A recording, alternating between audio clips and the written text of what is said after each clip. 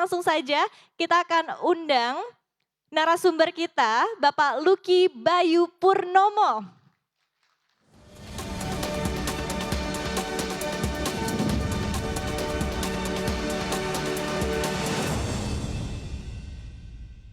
Ya, kami mohon Pak Lucky, boleh kami persilakan duduk.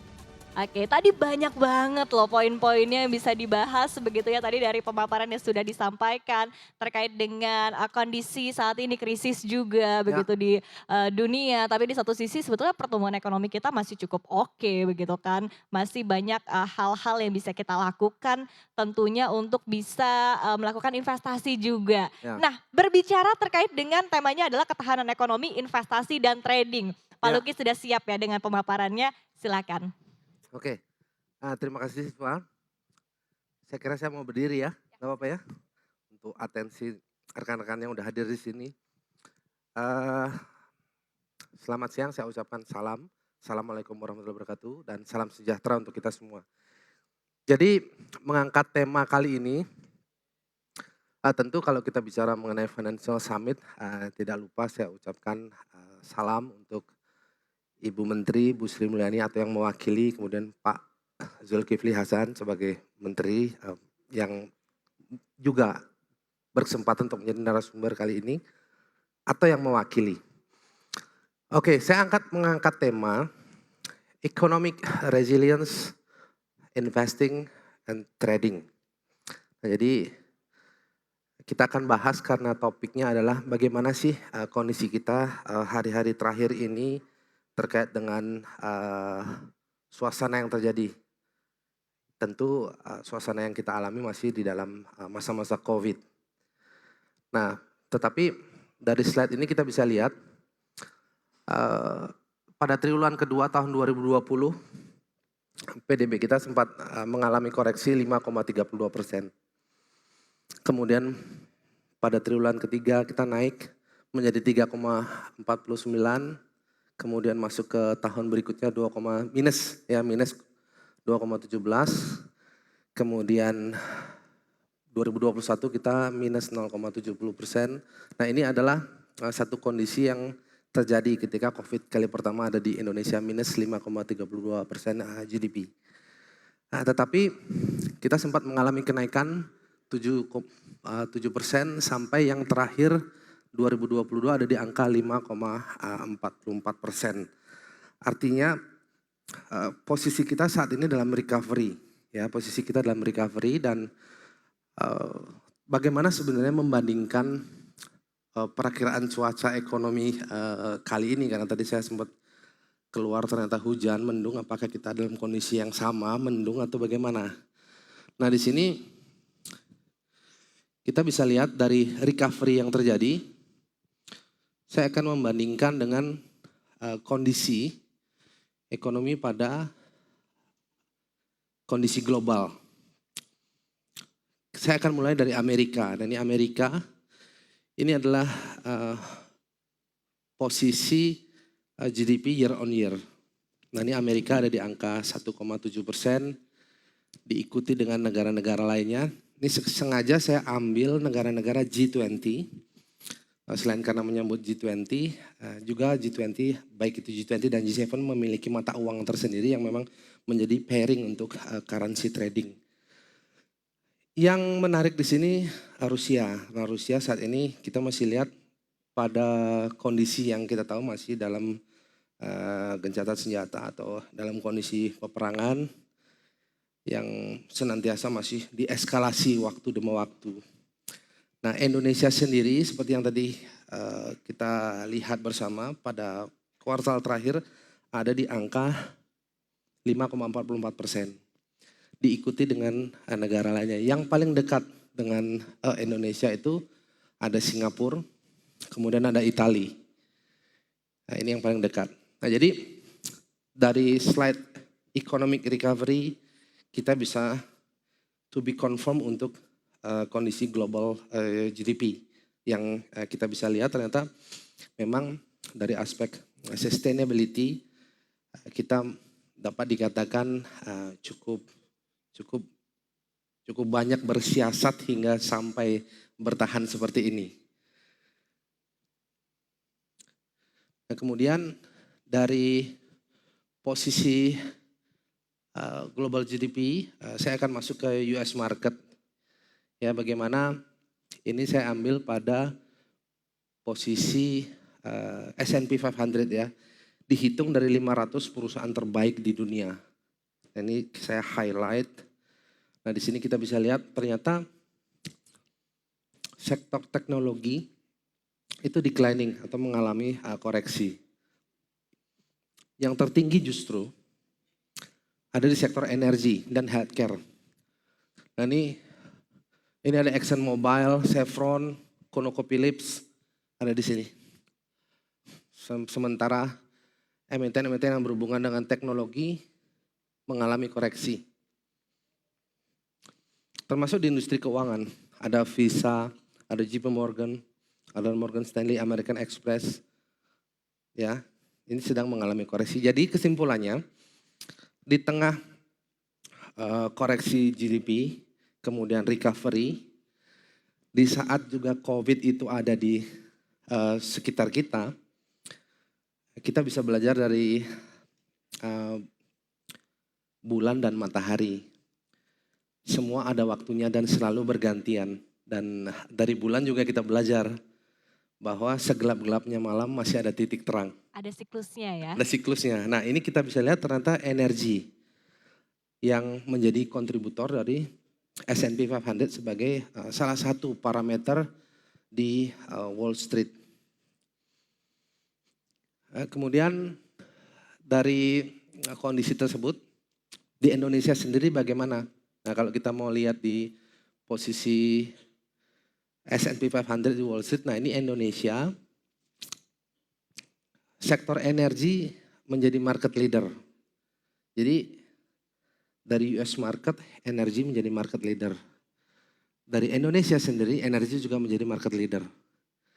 Jadi ikuti dengan kondisi yang paling bawah, yaitu tekno. Ya, kita lihat ada beberapa emiten yang baru saja melantai di bursa dan mengalami koreksi. Nah, ini keterangan dan perbandingan bukan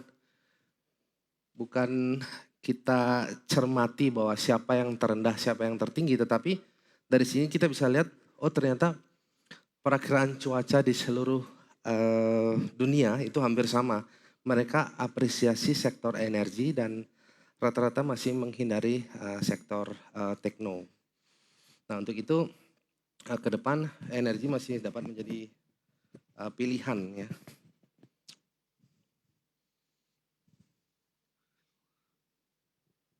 Di Indonesia sendiri, karena tadi kita sudah lihat bagaimana performance dari seluruh sektor,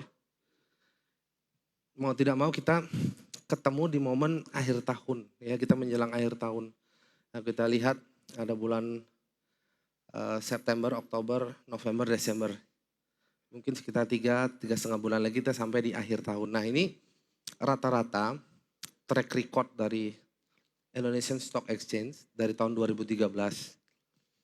Dan Agustus kita perform di angka 3%, kemudian September kita perform di angka 2%.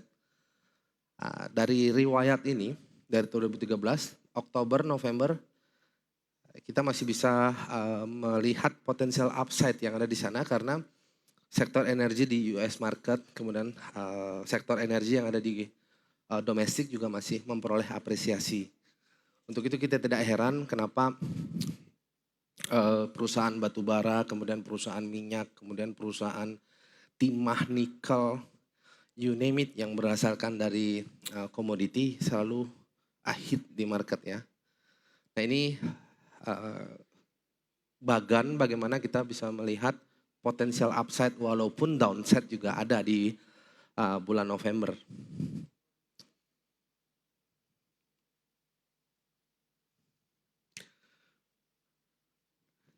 Untuk lebih jauh kita melihat bagaimana sebenarnya kalau kita bandingkan tadi ada Rusia, ada Kanada, ada US market, ada Indonesia dan sebagainya.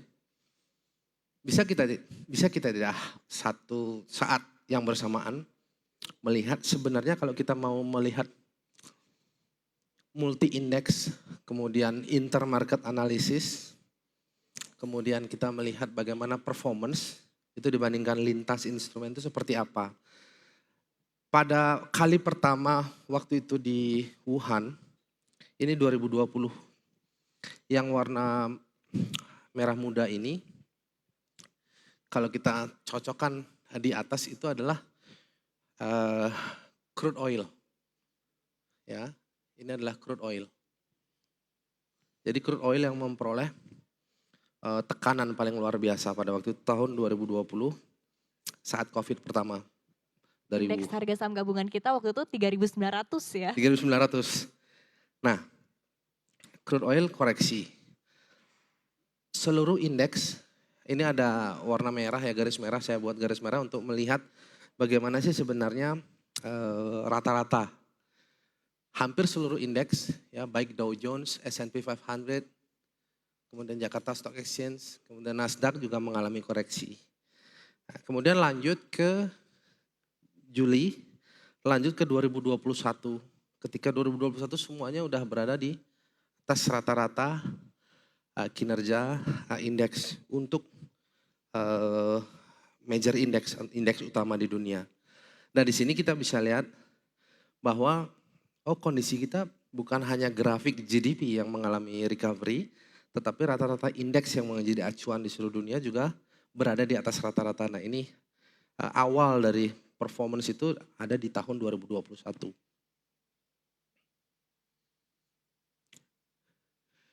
Yang menarik karena tadi kita bicara mengenai crude oil, nah tentu kita ada di satu platform yang juga menyediakan layanan bagaimana crude oil itu bisa dijadikan instrumen transaksi.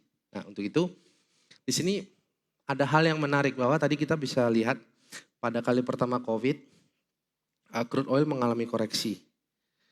Ya, nah, kalau saya mau background checking, kalau saya mau lakukan satu pendekatan empiris secara singkat, yang warna merah ini adalah kelompok mereka yang melakukan transaksi short sell crude oil, WTI. Jadi yang warna merah itu adalah parameter pelaku transaksi yang khusus melakukan kegiatan short sell secara dominan. Artinya mereka mengharapkan oil itu turun dengan cara meningkatkan likuiditas transaksi. Dan yang warna hitam itu harga minyak mentah sendiri atau WTI. Dan pada tahun 2020 ketika COVID, posisi short sell itu semakin tinggi, artinya volume likuiditas, kemudian volatility itu posisinya sangat tinggi. Karena apa? Harapannya crude oil mengalami koreksi. Nah, dari bagian ini yang kotak warna biru kita bisa cermati bahwa sebenarnya tahun 2020 minyak itu wajar mengalami koreksi karena apa? Karena apresiasi untuk melakukan short sell itu tinggi. Nah, sejak tahun 2021 berbeda. Posisi mereka yang melakukan short sell jauh lebih rendah. Maka kita bukan karena darurat atau gencatan peperangan yang terjadi, tetapi yang kita lihat adalah apa? Sejak tahun 2021 apresiasi pasar sudah melihat minyak atau crude oil menjadi pilihan transaksi karena posisi short sell sudah jauh lebih rendah. Maka kita bisa lihat Februari 24 itu crude oil 90 US dollar per barrel naik ke 100 US dollar per barrel, kemudian testing 124 US dollar per barrel. Nah, itu bukan semata-mata karena fenomena yang terjadi, tetapi memang ini pendekatan transaksi yang diawali dari price discovery atau proses penemuan harga karena deteksinya melalui volatility. Nah, ini jadi outlook-nya harga minyak akan cenderung menguat karena apa? Posisi short sell jauh lebih rendah secara liquidity, secara volatility, kemudian secara volume transaksi.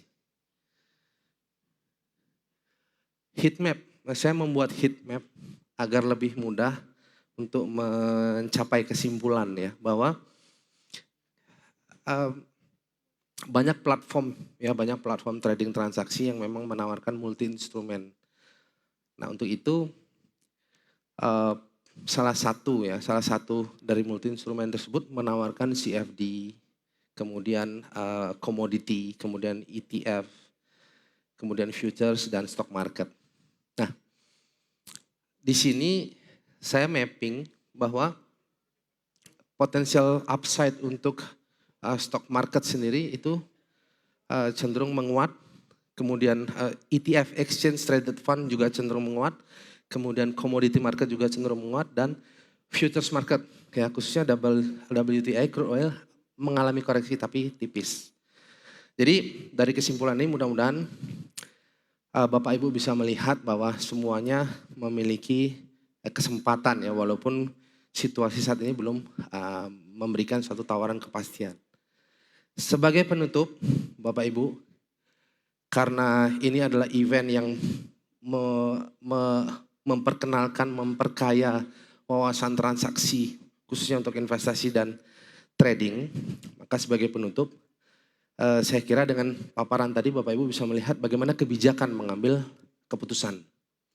Sebab cara orang bijak mengambil keputusan pada kali pertama bukan untuk mencapai keuntungan, bukan untuk mencapai kebahagiaan, tetapi menghindari rasa sakit dan kerugian.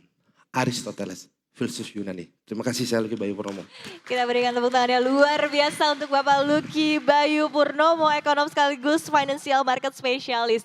Oke, tadi poin yang bisa di-highlight adalah tadi ada masanya, ada siklusnya, artinya akan selalu ada kesempatan ya di setiap situasi, kondisi apapun gitu. Tapi boleh kali ya kita sedikit pertanyaan-pertanyaan begitu untuk Mas Lucky terkait dengan kalau di tengah kondisi seperti ini, Anda sendiri melihatnya seperti apa begitu untuk yang bisa in the future mungkin masih bisa menarik begitu?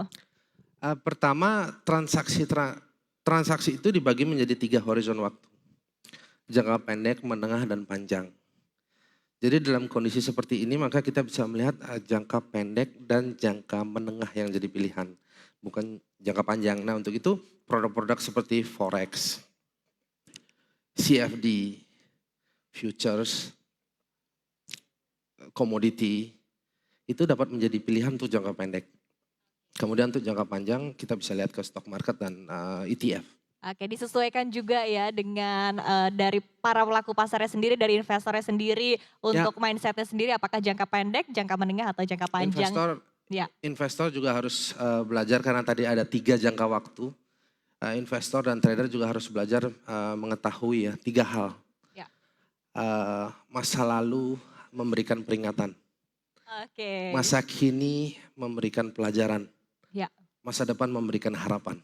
Oke, wow, puitis ya Mas Lucky ya. Terima kasih sekali lagi, kita berikan tepuk tangan sekali lagi untuk narasumber kita, Bapak Lucky Bayu Purnomo, ekonom sekaligus financial market specialist. Terima kasih, kami persilakan untuk duduk kembali. Dan demikian tadi kita sudah menyaksikan pemaparannya. Dan berikutnya pemirsa, tadi sudah sangat komprehensif begitu yang sudah disampaikan oleh Bapak Lucky. Tapi kita akan memperdalam lagi terkait dengan ilmu-ilmu dalam ketahanan ekonomi, investasi dan juga trading. Tapi jangan kemana-mana karena usai jeda kita akan kembali lagi masih dalam Jakarta Global Financial Summit 2022. Tetaplah bersama kami.